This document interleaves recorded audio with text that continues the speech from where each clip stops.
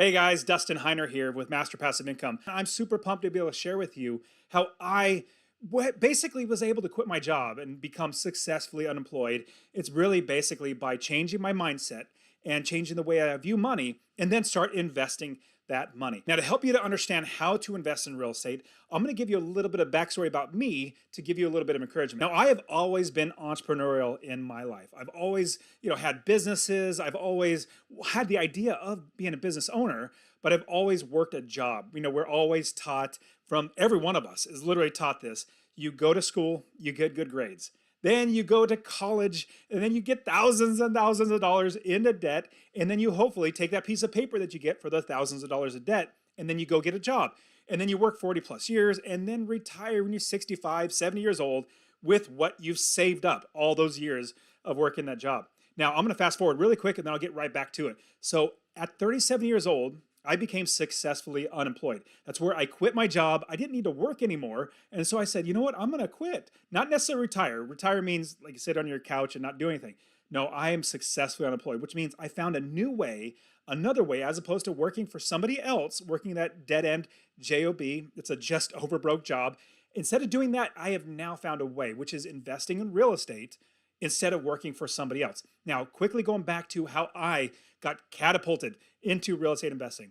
Now, like I said, I've always been entrepreneurial in my life. And if you think about being entrepreneurial, I start businesses. So even when I was 13 years old, I had a newspaper business. And that's where I would take my newspapers, put them on my bicycle, ride around and throw the newspapers at 5 a.m. and hit a garage door and wake people up, not on purpose, but it just happened as a business owner of a newspaper business, basically just delivering newspapers.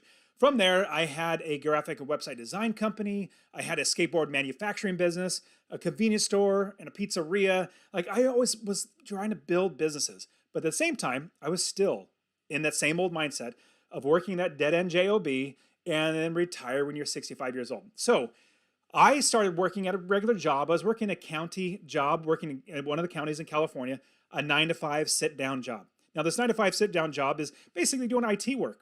No brainer. It's like easy for me. But at the same time, I was doing other businesses and I bought one rental property. The one rental property made me money in passive income without working. Like I did not work and I still made money, which was absolutely amazing. Now, I got to tell you the quick story. So if you're seeing this video in the background, you can see my 4 kids. So my wife and I, after, I'm working at this job, wife's staying home, we're homeschooling our kids, but we have our 4th child. So we 1, 2, 3, 4. We eventually had our 4th child. And with that 4th child being born, I went on paternity leave from my job. That's where the dad stays home with the mom, changes poopy diapers and bonds with the baby and helps mommy and all that sort of stuff. And so I was out for about a week, maybe 2 weeks at most. And then I get back to work.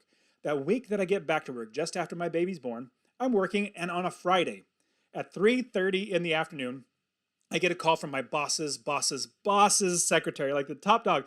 And his secretary said, Dustin, would you please come to the boss's office? And I was on the phone. I said, sure. And I hung up the phone. And I paused for a second. And I thought, this isn't normal. Like, they don't normally call me to the office. I haven't been back long enough to actually do anything right or wrong. This is really weird. And as I sat there for a second, after I hung up the phone, I paused for a second because I realized before I went on paternity leave, there was some rumors about a couple months prior, some rumors or some rumblings going on that there could potentially be layoffs in the county. And I was like, oh my goodness, like I could lose my job. But I immediately shook that off. I said, no, I have so much seniority. My bosses tell me I do a great job. I get raises all the time. Completely fine. So I get up. As I get up, I start walking down the hallway to my boss's office. Now, this hallway isn't very long. In fact, it's kind of short. But every single step that I took, I feel like my feet become lead bricks. At every step that I take, my feet feel like they're getting heavier and heavier, and it's getting harder and harder to walk down the hallway. And the world starts feeling like it's starting to come on my shoulders because this could potentially be the time I get laid off. Well, as I get down this hallway, I turn the corner and I see my boss's door. It's closed, but I see his secretary right there looking at me, and she says, Dustin, would you please have a seat? I say, sure, and I go sit down, and sheepishly, she's looking at me, grinning with her eyes and kind of smiling at me, trying to console me with her eyes because she knows everything about what's going on. I know nothing about what's going on. And as I sit there, I start thinking about my family. Start thinking about my 4 kids. And oh my goodness, if I lose my job, what does that make me? Like all these years actually working to get a career, going to college, all that sort of stuff, was that all a waste? And then if I lose my job, how am I going to provide for my family? How am I going to feed my kids? My fourth child that I just had, my daughter, she's a brand new baby. What does that make me as a father if I can't provide for them, for food and a roof over our heads? Does that make me a failure as a father? Does that make me a failure as a husband, as a man trying to produce for his family? And as I'm sitting there, my hands get all clammy, my forehead gets all sweaty, and the weight of the world just seems like it's crushing down on me. Then the door to my boss's office opens up, and out walks a lady, a coworker of mine, with a piece of paper in her hands, and she is noticeably distraught, noticeably upset, but not necessarily crying, but you could tell her world has absolutely been rocked. Well, my boss says, as my coworker passes me, Dustin, would you please come into the office? I get up and I walk into the office and I get laid off. And remember, this is the government. Nobody gets fired or laid off with the government, but I did. And if it happened to me, it can absolutely and probably will happen to you. Well, I take that layoff notice and I walk back to my desk. And I sit down on my desk and I realize two things right then and there. Number one, I need to get another job. I need to be able to provide for my family. I need to put a roof over our heads, put food on our table. Praise the Lord, I was really, really blessed to find another job in the same county at a whole nother department, terrific department, went and worked over there. So I was able to check, got that one done where I can provide for my family. But the second thing, as I'm sitting in my chair right after getting laid off, I realized the second thing, and you need to realize this too, that I need to make sure that this never, ever happens to me again. I need to make sure that nobody has the ability to take away my ability to feed my family, put a roof over our heads and all that sort of stuff. And from right then and there, sitting in that chair, I realized whenever anybody would ask me the question, Dustin, what do you do? I would normally say, well, I work at the county. I do IT work at the county. I'm basically giving them my value that's in my job. My value is not from my job. My value comes from my God, from my family, and from myself. And as I'm sitting there in that chair, I realized my value is not my job. Now, I've always wanted to invest in real estate or become a real estate investor. I had one or two properties at the time, but I didn't go full force in it. Right then and there, I realized I need to make sure this never happens to me again. And the way I can do that is by investing in real estate. It may so happen that 100% of my money comes from my job.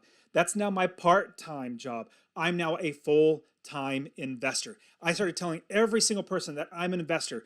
And I started presenting it out, my value to the world, that I'm an investor. And fast forward, I got this new job, started saving money, starting buying property after property after property, making me $250 or more from every single property. And after 30 plus properties, I realized, my goodness, why am I still working here? Even though I'm making $75,000 a year working here, I am losing money. And so I'll round up the story by telling you this. My new boss, after I had plenty of properties and I didn't need to work anymore, I went to him and I said, boss, I'm laying you off. Well, jokingly, but I basically told him, here's my 2 weeks notice. I am done. And he said, Dustin, what are you going to do? I said, I don't have to do anything. I have real estate that literally works for me. I don't do a thing. In fact, I don't even work. I hire people to do all the work for me. I'm just going to go ahead and quit. And so I'll round out the story by telling you, if you remember that story of me walking down that short hallway that got longer and longer, this next walk was the best walk I've ever taken in my life. I walked a mile and a half. I've done this 1,000 times because where I worked versus where I parked. I walked a mile and a half to my car. I felt like I was walking on clouds. And the reason why was because I was walking on clouds because I knew I would never, ever need to work for anybody else again. Now, let me explain to you how you can actually invest in real estate, scale the business. Again, it's a business. We're not just buying one property. We're starting a business. Scale the business to be financially free. If you don't want to quit your job, that's fine. Have extra money, have extra time, have extra in your life to do all this sort of stuff. Now, here's what you're going to hear me say, and you're going to hear me say this all the time. You want to build the business first. Remember, I said I was entrepreneurial, and so I approached this real estate investing as a business. Now, if you listen to anybody else that teaches you how to invest in rental properties, what they're going to say is, okay, and this is the wrong way to do it, so don't do it this way, but this is what they're going to tell you. You find a property anywhere in the country, you run the numbers, that basically means calculate your expenses and your income. You make sure you're making $50 a month in passive income or more, and then from there, after you find the property, you run the numbers, and then you buy it. Spend thousands of dollars buying it, then you find somebody to fix it up. Then you find somebody to rent it, and then you find somebody to manage the property. It's always this and then and then and then. In my opinion, that's absolutely wrong. In fact, it's almost backwards. What we do in this business, in real estate investing, to be successful, all my students, we do it this way and we become successful because we build the business first. Let me give you an example of what that looks like. If you're gonna build a business, you're gonna build a convenience store business, you're not gonna sign the lease on a location, open the doors, and put a box of candy bars in there. No, you're not gonna do that. What you are gonna do instead is you're gonna build the business first. You're gonna get the gondolas. Those are the shelving units that you put all the candy bars on. You're gonna get the countertops, the cold storage, fountain machines, bank accounts, cash registers, insurance, employees, all this sort of stuff before you buy any inventory. From that point forward, after you have your business, that's when you then buy the inventory. Same thing with real estate investing. What we do is we build the business first. We get everybody to work in the business, and then we buy a piece of inventory. Now, other people teach you or tell you that your property is your business. No, no, no, no. Your property owns inventory. And it so happens that property is an inventory. A piece of property that you own is your inventory. So what we do, and this is how we can scale the business, we build the entire business first. Then we buy inventory and we put that into our business, and the business runs itself. And this is what it looks like when you're building that real estate investing business. First, you're gonna obviously find wherever you're gonna invest. If it's in your backyard or thousands of miles away, which most of my students, we invest out of state, what we do is we build the business first. We make sure that in this city, there's inventory, meaning there are properties that we can buy. Not like San Francisco where they're like, $2 million for a home and you won't be able to rent it for more than maybe $2,500 a month. You're not gonna make money. We find places like in the Midwest, down in the Southeast, the Carolinas and Florida. It's where you invest. That's how you're gonna make money. Once we find the area, then that make sure it has inventory, we pause looking at inventory, looking at properties. Then we find the people in our business that are experts literally there on the ground. And I'll tell you this, Zillow is not an expert. Realtor.com is not an expert. Redfin, Trulia, all these companies that try to give you an estimate of what something's worth, those are not experts. But who are the experts? Those are the people literally there on the ground doing the work every single day. Here's what it looks like. You want to find a good property? You call up the expert that's going to find the properties for you. You find a realtor. If you're going to manage a property, you're going to find somebody that's going to be a manager, that's going to manage the properties for you to be successful. They're going to be like your quarterback of your team, making you make money scoring. They're going to help you to protect it so it's not losing properties, so you're not losing money. So you're going to find realtors, wholesalers, plumbers, roofers, contractors, insurance agents, mortgage brokers. You're going to do all of this before you buy any inventory. Once you have the entire business built, then you buy the inventory and put it in your business. Now, let me share with you what it's going to look like as you scale your business now. Now, if you buy one property that makes you $250 or more in passive income, that is $3,000 a year without working. If you buy 10 properties, that's $2,500 a month in passive income. That is $30,000 a year without working. 20 properties is $5,000 a month in passive income, $60,000 a month without working. Now, all you need to do is scale that up from there. If you want to get to whatever dollar amount, just keep scaling, buying the next property. That's what I did. After 30 plus properties, I realized I didn't need to work anymore. And here's the great thing about real estate investing. I don't pay my taxes. I don't pay my insurance. I don't pay my mortgage. I don't pay for repairs. I don't pay for the leaky toilets. My management, I don't pay for any of that stuff. My tenants pay for all of that. And it may so happen that the money flows in through me and out to all these bills, but I don't have to get a job to pay for a property manager. That's already cooked into the system, the business that we've already built. Now, here's what it really looks like. I'm going to calculate all of my expenses, your mortgage, your taxes, your insurance, your vacancy factor, basically how long it's not rented for. You're going to calculate your repairs, capital expenses, like if an AC goes out, you're going to calculate all these expenses, add them all up, and then you ask your expert on the ground, your property manager, hey, property manager, this property, how much can I rent this property for? They'll say, okay, well, you can rent it for $1,300. Well, if your expenses are $1,100, you have a $200 a month in passive income. Your income minus your expenses, that difference is your passive income. Now, here is also another great thing. A lot of people have heard the book, The 4-Hour Work Week. Well, working 4 hours a week is for suckers. I don't even want to work 4 hours a month. I don't work 30 minutes a week.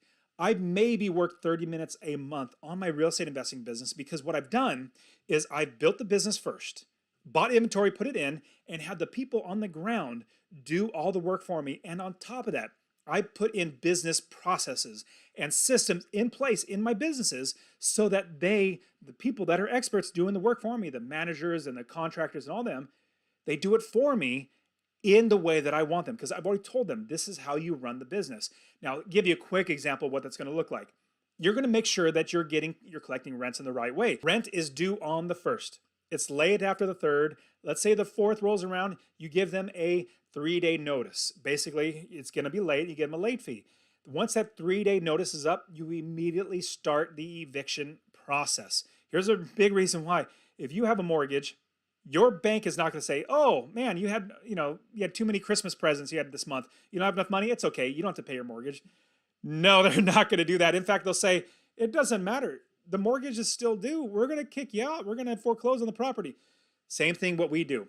We run it as a business. In fact, this is so much better than anything else, like, making exceptions. We are not discriminating against anybody. We're treating every single person the exact same. And in doing that, we make sure that we are running our business as a business. We're putting processes in. We don't even have to do that stuff. We have our property managers do that stuff. So what we do here at Master Passive Income, when I teach investing in real estate, we find a right area to invest. Anywhere in the country, we can definitely do that. I'll show you how to do that as well. Also, on top of that, what we do is we also find the right people to make sure that they run the business. And then we scale the business by buying property after property after property, saving all that money from every single property. Let's say you made $250 a month from one property, $3,000 a year. You basically save that to buy the next property. And then you do it all over again. You keep scaling it. We can refinance it. I literally know of 14 or 15 different ways to get financing for properties. I have dozens of people sending me properties all the time. All these things are covered. I want you to get my real estate investing course absolutely for free. If you go to masterpassiveincome.com/free course, I will literally give you this course. It's absolutely for free. Just want to show you how to do this. You can also text the word rental, RENTAL to 33777. Rental to 3377. I'll literally give this to you. It'll show you how to find an area of the country to invest, how to make sure you're building the business first, how to make sure you're finding the right properties, buying it right, scaling the business to where you can quit your job.